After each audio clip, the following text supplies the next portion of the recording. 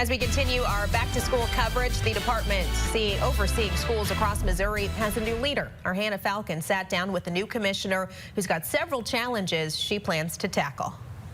An anonymous survey from the Missouri State Teachers Association revealed that almost half of Missouri's teachers would not recommend the profession to someone else. Well, I'm passionate about promoting this career field. Courtney Yeager is not one of them.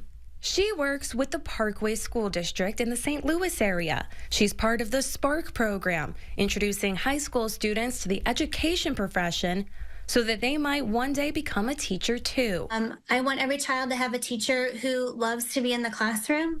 But she also sees many ways teachers are challenged in Missouri, from low pay to ever-changing technologies and policies. I sat down with Carla Esslinger, who just took the helm of the Missouri Department of Elementary and Secondary Education. I think no matter what, you have to have a highly qualified teacher in front of those kids. How do you plan to recruit and retain quality educators? Well, that is something that I work with business leaders across the state, and workforce in every profession is a concern right now.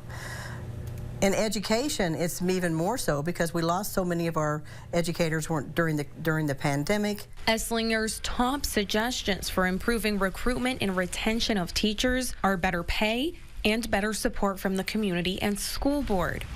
The department's role, I believe, is to support those things and to share those best practices that we see, because we know that occurs.